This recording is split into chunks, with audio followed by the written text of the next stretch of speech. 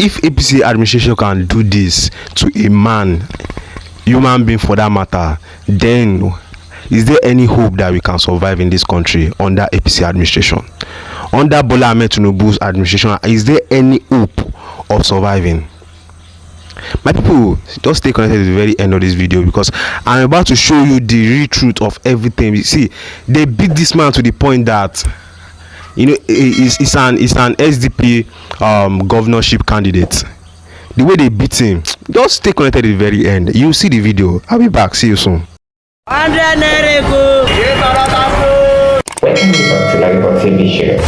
whole of crime scene is happening in the street again. The center of political news, celebrity gossip, religious gossip, and happiness in the society. Join us, the voice of Africa. Hello ladies and gentlemen, welcome you back to LAJUPOG TV show. If you are new to this show, don't forget to click the subscribe button, the like button, the bell beside it, and also drop your comments in the comment section so that YouTube will notify you anytime you drop another video into this channel about what is going on in Nigeria, what is going on in Africa, and what is going on in Nigerian politics, especially what these politicians are doing presently. It will get to a point you'll be frustrated. Bola Ahmed Tinubu said something that we should face the baby steps of pain. You know, like we should face the baby steps of pain. But I was wondering, these baby steps of pain, is it we, the common man and woman, we the citizens, the workers that are doing their work day and night every day, are they the one that they should face the pain? The baby steps of pain, are they the one that should be facing the pain? You will see all these politicians, you will see them, see the way they are living, see the lifestyle. You will see that they want to renovate the House of Assembly. You will see that they will say they want to spend like 2.5 billion. Nigeria, we are in Nigeria, we are not up to 2.5 billion. If they can give us 1 million out of those money, you will see that there will still be excess. But they will not do that. They will even the renovation, they will not do it. They will havoc this money into their pocket, and we keep on suffering. And Bola Ahmed Tinubu said we should face this baby step of pain. See, a lot of things is going on in this country that, you know, when you just look at it, you will see a worker, a civil servant for that matter,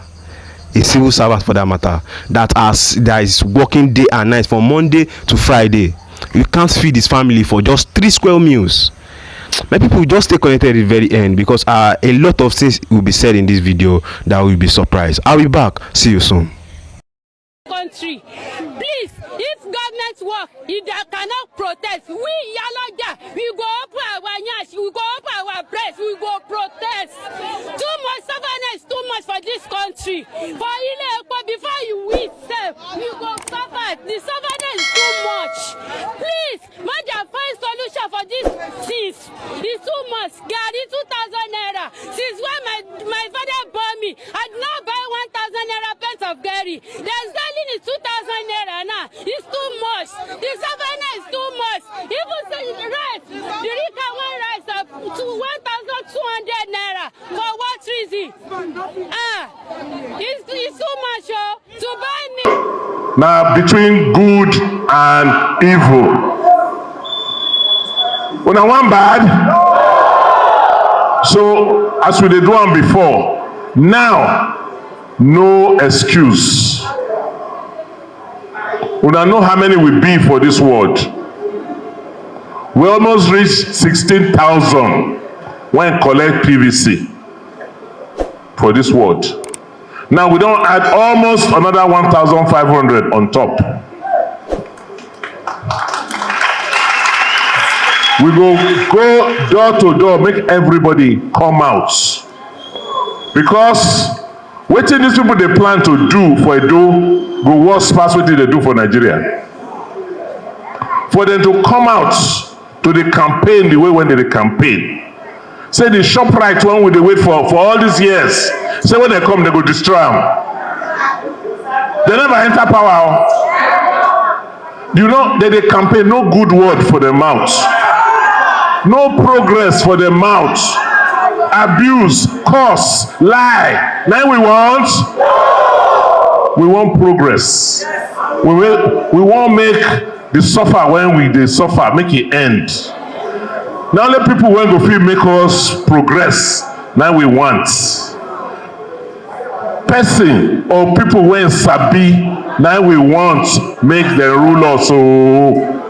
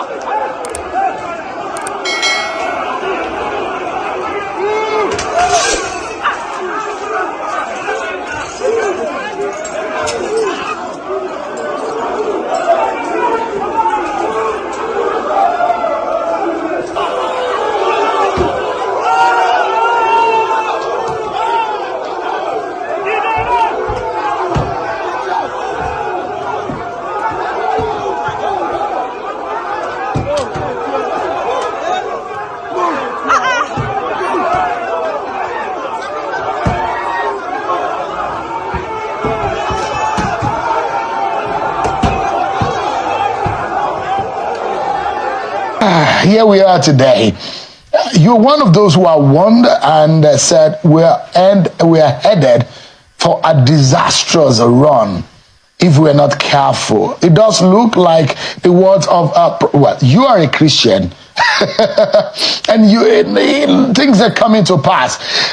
And did you fear that this was going to happen in the long run? Well, very much so. I mean, the indicators were right there. It depends on in what direction you take it. Whether you decided to think of the ruinous situation we have in the country from the political perspective, it was bound to happen. I mean, what we had in 2023 was not an election, properly so called. There was nothing credible about the presidential election of 2023 and the outcomes that followed.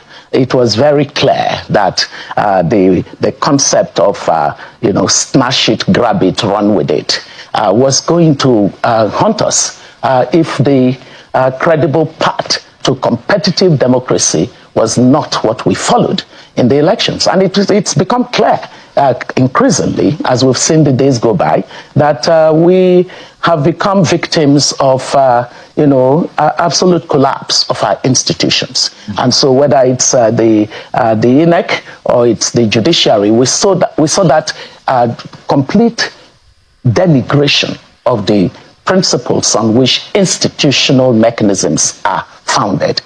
So if you took it on the economic side, it was very clear that we were already in trouble. But guess what?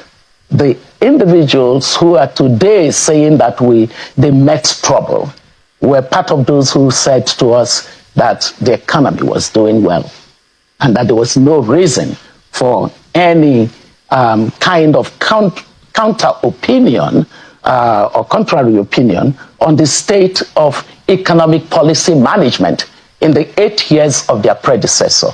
So they are very complicit in what became of the economy of this country.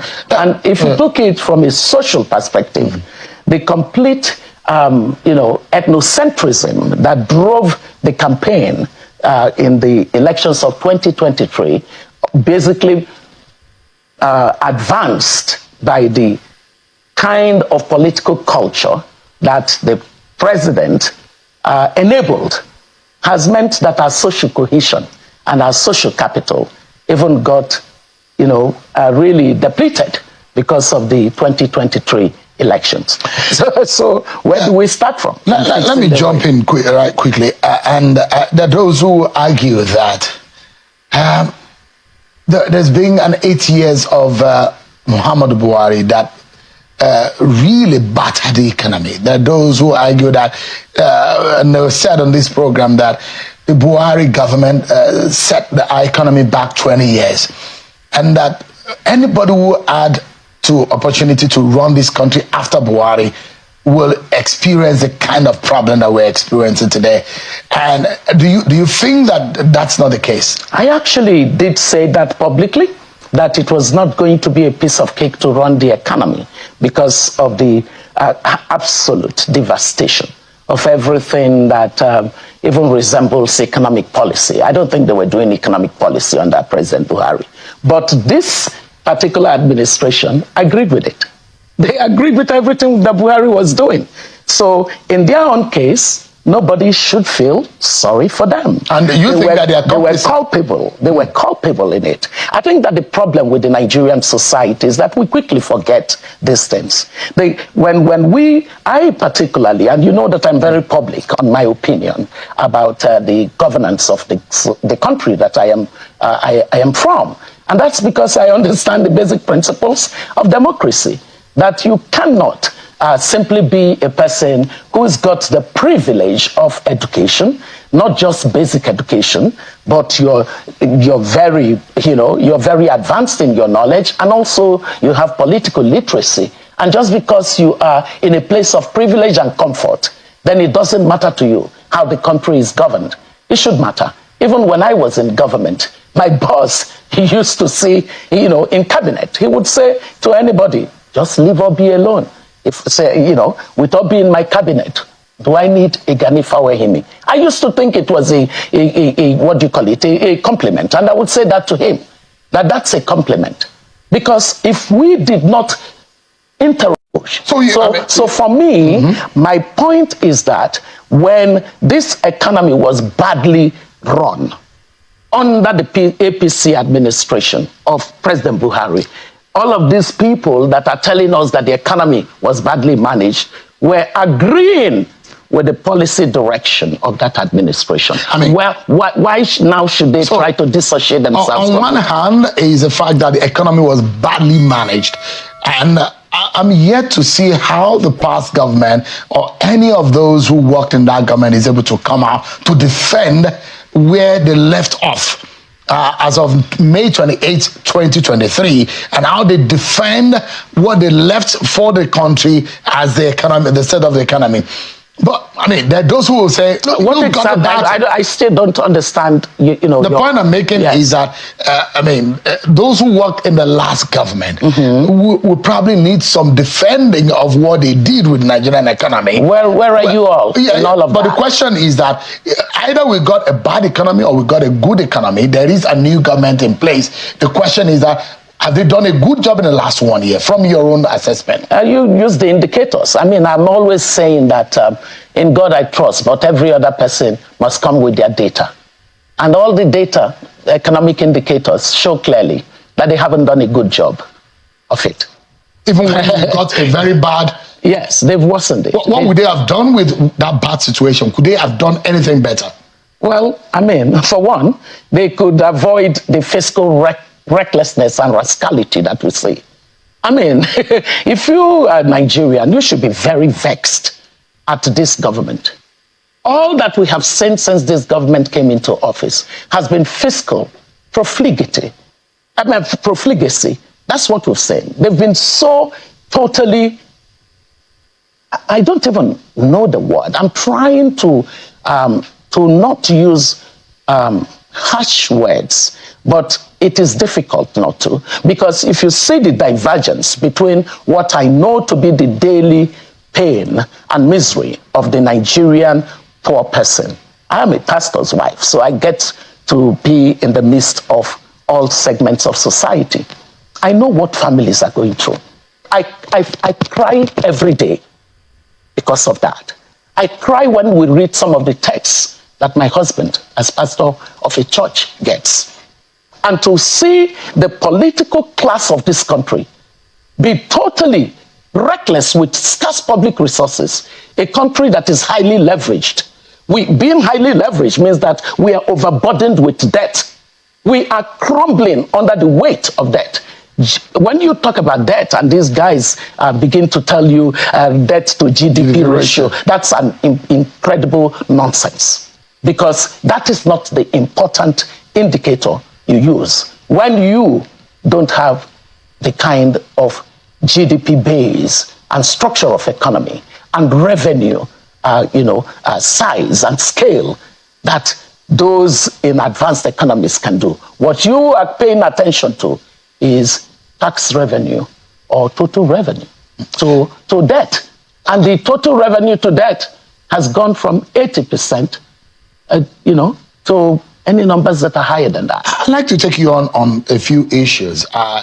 You are a figures person. Your economic expertise, it's up to the global level that you understand what, in comparative analysis, you can tell where Argentina get it wrong, where Brazil is making the curve, and where other countries like Zimbabwe and the rest of the world, where they are doing right or wrong, and you might be able to give us a sense of what we're doing right or wrong. And then those who say there are difficult decisions that any leader of this country would make in getting into power as of 2023. For example, the removal of subsidy. Some of the major presidential candidates said they would do that. And this government would say, this is what other people said they would do, and this government did it. Why would you blame the government? The flotation of the naira, the complex multiplicity of the FX corridor, all of these things are what this government said they fixed. Why is the economy still in such a devastating state that it is right now? And they did say that, look, some of the policies that they've made is like the pain of childbearing. At some point, you will feel the pinch and the pains, but then we'll start feeling the benefit at the end of the day. Do you agree? So the thing about economic policy choices is that, it's like a pregnancy. No matter how you try to cover it, it will show up. So if you run economic policies that are well designed, sequenced properly, and which have looked at intended and unintended consequences, meaning that there could be things that happen as a result, even though the outcome is good, there would be some consequences that would not be so good. So let's take the matter of removal of subsidy. One of the things that I've been public about is that we have seen over time that merely changing the price of petroleum products does not give us a sustained benefit of the sector. And so I have been very vocal in saying that what the country needs is a complete deregulation of the petroleum sector. Okay, we did price shifting many times over now, and we've seen that the sector just does not respond to that. Why is that so? Because there are serious governance issues in that sector. Serious governance issues. So just saying we're removing subsidy was not going to be sufficient. So the governance architecture of that sector is still intact with all of its challenges. And you've done one little part of what is supposed to happen in the sector. Look, the petroleum sector is just like any product. Telecom service is a service. Petroleum is a product. The same concept of how markets work would affect outcomes when you do the right reforms. The right reforms that should happen in the petroleum sector of basically changing the roles and duties and responsibilities of the market and the government has not happened. Why is that so? Because people continue to want to, have discretionary powers in that sector. They want to be the ones making the decisions concerning the sector. And what we know about discretionary powers in a sector that can be market-driven is that it will create distortions. So I'm not surprised. I am not at all surprised. That's one part of it. So the other part of it. So sorry a moment. There should have been a dismantling of some sort of the governance. A complete structural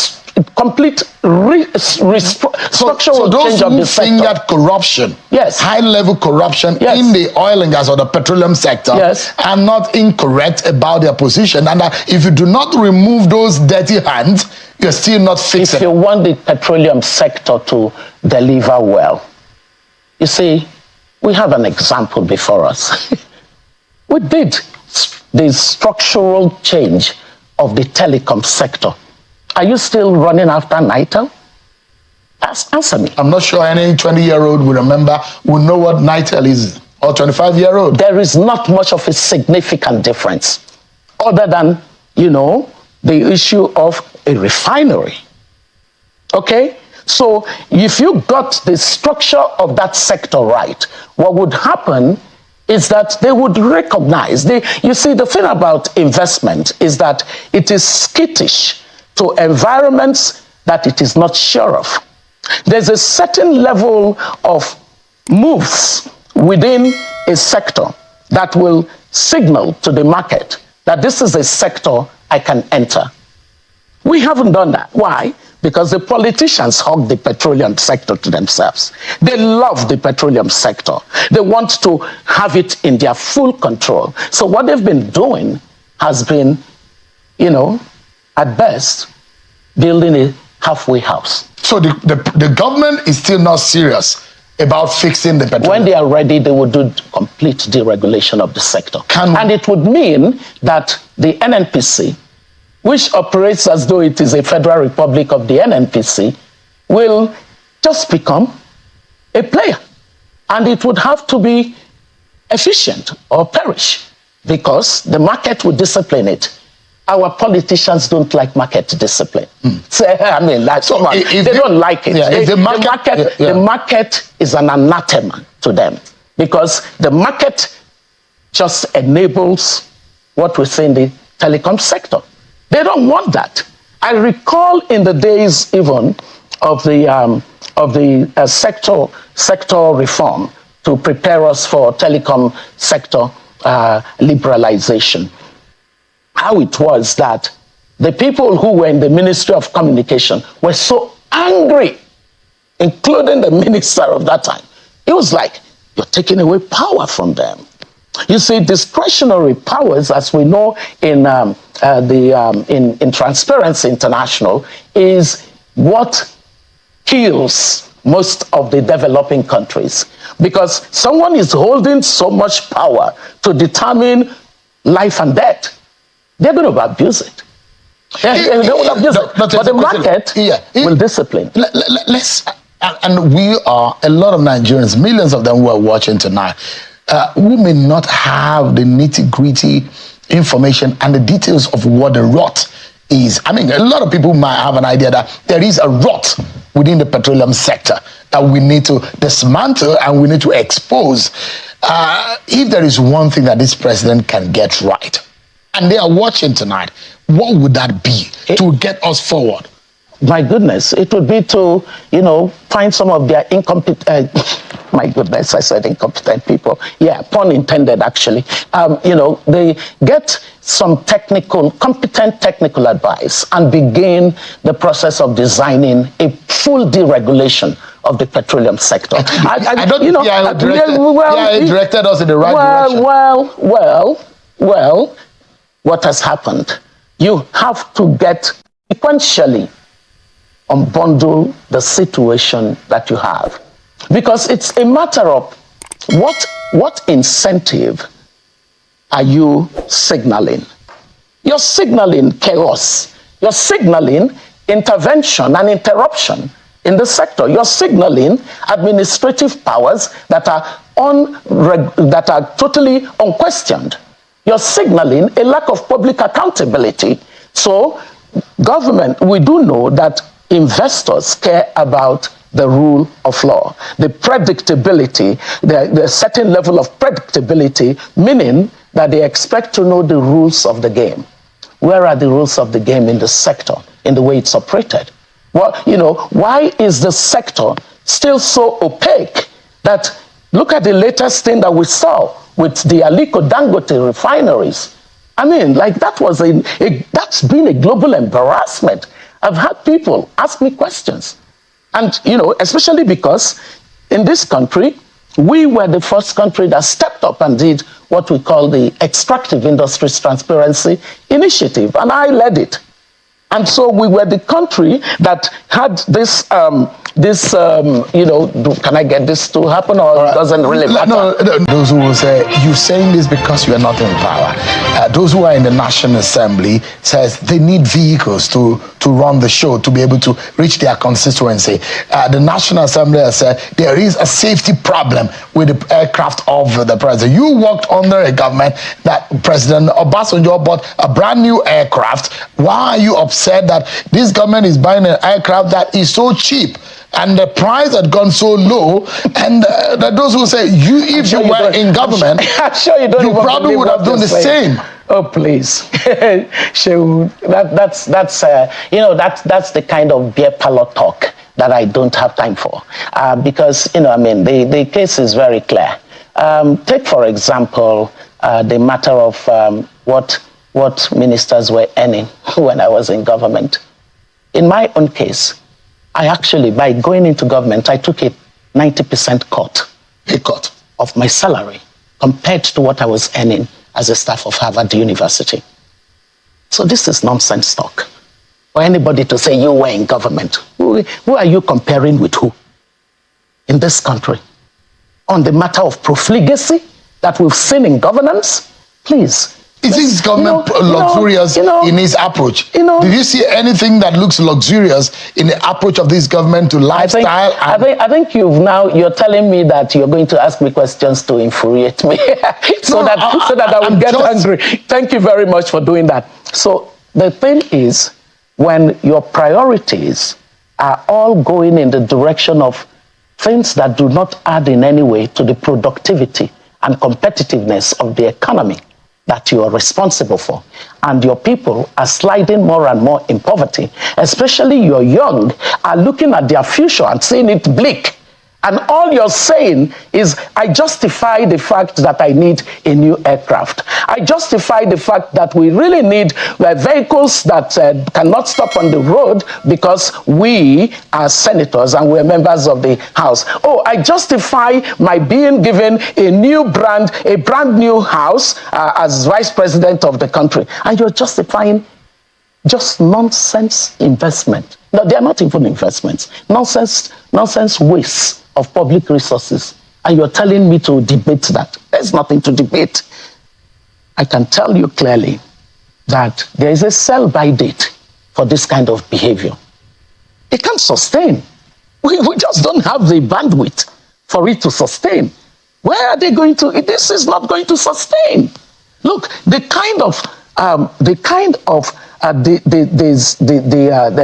divergence that exists right now, where the political class think that they belong, it's almost like we're running a fiefdom. So we've got this sense of all of the few of them that are in office are thinking of it as, this is our empire, and we give to the head of the empire whatever he wants. The president wants the toy of a new aircraft. So what do you think happens? The National Assembly pretends to itself, and they even dare to say to us that they did some investigation. Well, what investigation did they do? Let them share it with us. What is wrong with transparency? And to think that you bought a 14-year or 15-year-old craft, that as you're the third recipient, user of the craft you bought, and you tell us this long story, and then you go buy an Airbus. There's something wrong with delusion. This is delusional, because it means that our political class, they are seeing themselves as being in a class that they don't belong to. I said it when we were in government to my colleagues. I would say to them, we haven't produced the kind of a country that can compare with Singapore. If the Singaporean minister comes out and is saying certain things, he has every right, or she has every right to say it. But we, with the misery around us, we can't indulge. So for people to indulge, please don't cut this kind of slack for anybody. There's nothing in the expenditures that have happened. And by the way, the critical thing for this country is a restructuring of this country. The truth is that, happen? Look, listen, with a credible, legitimate, transparent, honest set of actions, we can get the conversation toward restructuring this country. And by the way, don't think that restructuring is a long-term objective. Oh, we have to finish running the economy. Part of the reason that they can mess up in the way they are doing is because of the structure that they operate Dr. with. Ezekwesili, I just have 60 seconds. Literally. 60 seconds Yes. to go. There is going to be a possibility of a 10-year J term for those who refuse to sing the national anthem. You had said you were not going to at some point at an event. But it's been withdrawn now. No, I don't sing the new national anthem. No, I don't believe in that. I sing the national anthem that basically represents the country based on the legitimacy process. Now, they did a national anthem in the covers of the night. Between the National Assembly and the President, they did not follow the constitutional procedure for changing an act. It's in the Constitution. They did not. They basically negated all the provisions. And so, as far as I am concerned, it's my personal choice. When we stand up to sing the national anthem, I sing, "Arise, O compatriots." Is it compatriot-like if you're not abiding by the law? No, this is not. This is an illegality. We are totally out of time. But if Kamala Harris becomes the first female president of the United States, it says something. We see Obi Ezekwesili running for president again. You know, Obi Ezekwesili is spending her time training and raising a counter-political class to the rascality we see in our society today. Thank you very much, man, for that statement. This country is full of rascals. They are disguising themselves as politicians. I'm very, very so annoyed presently because a lot of things is happening in this country that is not supposed to happen. You know, this country we have money in this country. Nobody say it's not that there's no money. There's money in this country. We have resources. We have a lot of things that can take care of everybody in this country. That even the economy itself, you feel it that a lot of people are wealthy. Believe me, I don't really blame all these Yahoo boys, because if there is work in the country, if there's a lot of facilities in this country that will propel students to do more, rather than going to all this Yahoo to do this thing, they will do that. But when they are suffering, when someone will not be able to eat for like 2 days, and you think that person will see an opportunity of going to Yahoo and he will not run to go and do the Yahoo. Think about it. The EFCCs are supposed to stop chasing these young guys. They should face all these major thieves, all these major politicians, all these criminals. But no, they will not do that. They will not do like that. They will be facing young boys that are even trying to survive. Nigeria has turned upside down to the point that since 1960, since democracy, Nigeria has been coming down. Because I can hear news from our parents. They will say back in those days that dollar is like one kobo. Why we check the rate of dollar now? Check the rate at which they are selling fuel, 1,000 naira per liter. Why? And we keep on saying that Nigeria is not moving forward. We are going down the drain. And in this APC administration, if President Bola Ahmed Tinubu continues like this, that he not attack his own colleagues, in his own, the politicians that are supporting him, then I don't think Nigeria will succeed. So my people, always stay connected to the LAJUPOG TV show. If you have not clicked the subscribe button, click the subscribe button, the like button, the bell beside it, and don't forget, drop your comments in the comment section and share this video to all social media platforms. See you in my next video. God bless you and God bless Nigeria. Thank you for staying connected to LAJUPOG TV show. Leave the message out when you bless you and impact you. So all we do on this channel is to bring to you prophetic words, the men of God in America and outside America, from the person of Judy Green and Christmas to the Disney of Bullock and Clement and all of that.